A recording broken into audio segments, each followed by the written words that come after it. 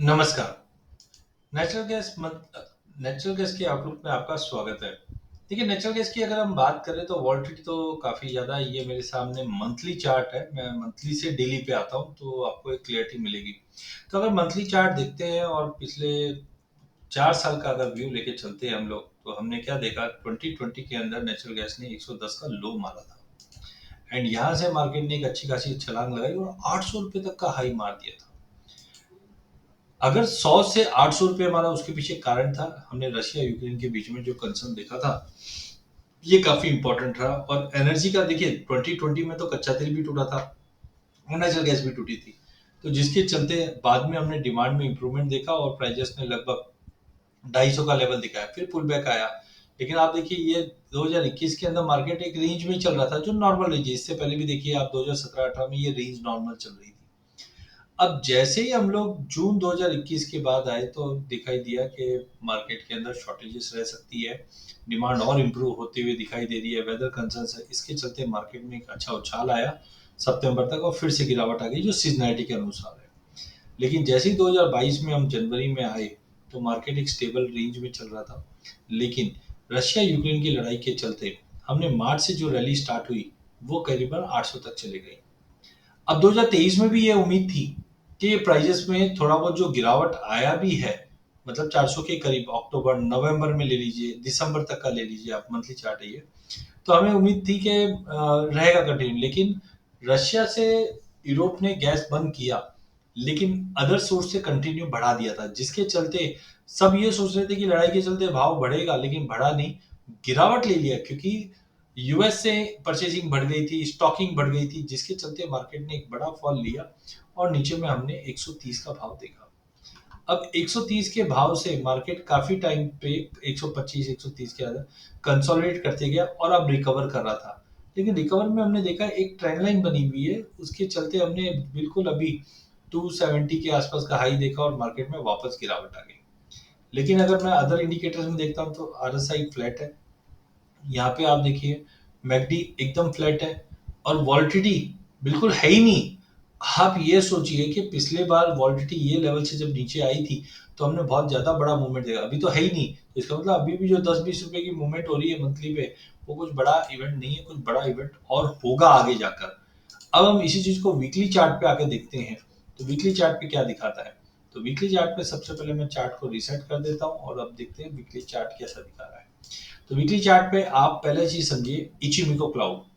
देखिए जब भी इचिमिको क्लाउड रेड कलर का है लेकिन टॉप जो है फ्लैट हो जाता है ना, तो स्ट्रॉन्ग रिवर्सल का साइन होता है। उदाहरण के तौर पे मैं आपको 3 इंस्टेंट दिखाता हूँ। फॉर एग्जाम्पल, अब देखिए इचिमिको क्लाउड हमारी कैंडल से 26 कैंडल आगे बनता है, ये वीकली पे है ये। ठीक है। अब यहाँ पे आप देखिए कि जब ये रेड बना इसका मतलब मार्केट में ये गिरावट चल रही थी। लेकिन जैसे ही ये रेड बना, आप देखिए फ्लैट हुआ।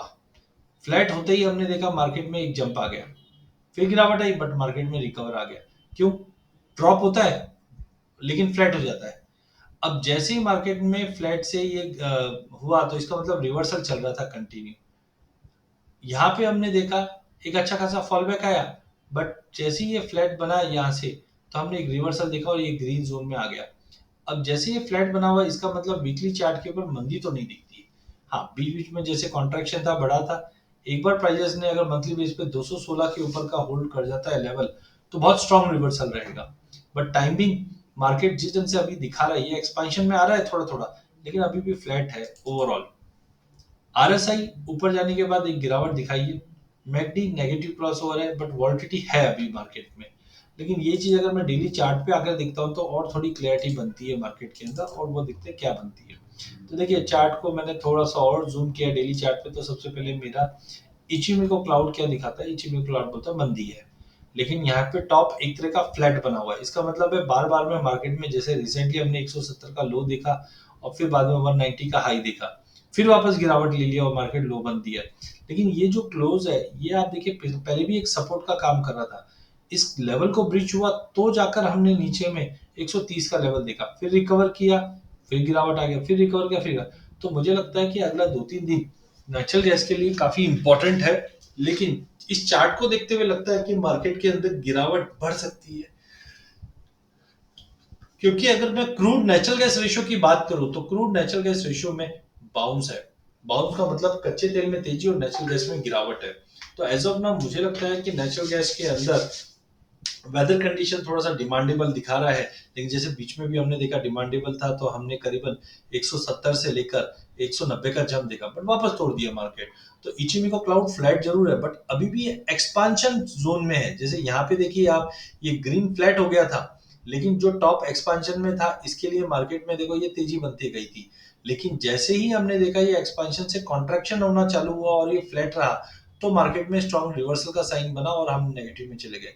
तो यहाँ पे आप देखिए ये फ्लैट तो हो चुका है लेकिन एक्सपांशन में, इसका मतलब है कि अगले हफ्ते हम 170 के नीचे अगर क्लोज कर दिया तो नीचे में सपोर्ट सीधा 159 158 तक का बैर मिनिमम है।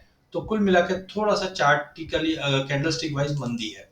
अब आरएसआई देखें, अरे आरएसआई में गड़बड़ हो रही है, क्योंकि आरएसआई में हो क्या रहा है कि वी आर ऑलरेडी एट 33। तो इसका मतलब है अगर मार्केट ये लेवल के नीचे जाता भी है ना, सपोज करो और 10-12 रुपया, तो वो सस्टेन नहीं करेगा। क्यों? अरे मैगडी भी आप देखिए ना, मैगडी में नेगेटिव था बट ये फ्लैट हो चुका है यहाँ पे। अच्छा, वॉल्टिटी बीच में कम हो गई थी इसलिए रेंज में था, अब वॉल्टिटी बढ़ेगी। तो अगला एक हफ्ते के अंदर अगर मैं रेंज की बात करूं तो मार्केट कहीं ना कहीं नीचे में 156 से 158 का एक सपोर्ट लेता हुआ दिखाई देगा।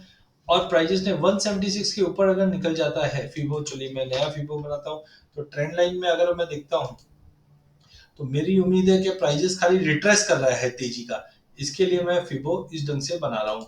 तो मुझे लगा कि प्राइजेस में एक अच्छा बाउंस आया, रिट्रेस किया नीचे में, और अभी भी प्राइजेस देखिए 155 152 का ये सपोर्ट है। हाँ, ऊपर में 183 के ऊपर निकलता है तो 199 तक का लेवल भी दिखा देगा।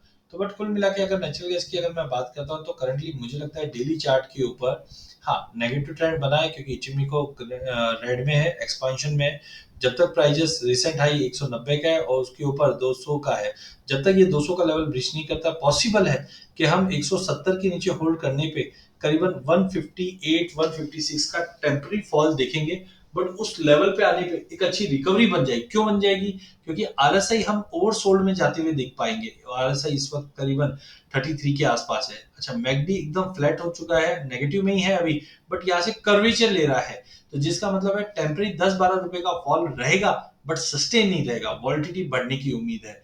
तो कुल मिला के नेचुरल गैस के अंदर टेम्पररी जब तक प्राइजेस लेट से 180 के ऊपर होल्ड नहीं करता है, एक पुल बैक है मार्केट में, बट उस पुल बैक से वापस ही अच्छा, मैं ये नहीं बोलता कंफर्म ही है, बिकॉज बहुत बार क्या होता है ये लेवल को टच करता है फिर रिकवर कर जाता है।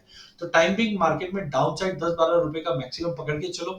हाँ, यहाँ से अगर प्राइजेस 74 75 से रिकवरी बनती है तो 84 पे जाके रुकेगा, फिर 200 पे जाके रुकेगा, बट ये दो लेवल ऊपर में। तो कुल मिलाकर 155 से लेकर 200 तक का एक ब्रॉडर रेंज अगले एक महीने में हम देख पाएंगे। लिमिटेड डाउनसाइड 10-12 रुपए की अगर दिखाता है तो वो एक बाइंग का मौका बनेगा और स्ट्रॉन्ग रिवर्सल बनेगा। फिर भी हम स्टॉप लॉस लगा के चलेंगे 150 का, जब तक प्राइस 150 के नीचे क्लोज नहीं देता है हम पॉसिबल है कि रिकवरी वापस देख पाएंगे। थोड़ा मिक्स है, हम अगले एक हफ्ते में वापस रिकवर करके देखेंगे चार्ट पे क्या दिखा रहा है। बट जब तक मार्केट में थोड़ा सा एक रिस्क है, वो आपको अगले हफ्ते के लिए समझना है। अधिक जानकारी के लिए आप हमारे चैनल को जरूर सब्सक्राइब कीजिए। इस चैनल में हम आप तक इक्विटी, कमोडिटी, करेंसी के अपडेट लाते रहेंगे। वीडियो पसंद आने पे इसे लाइक और शेयर जरूर कीजिए।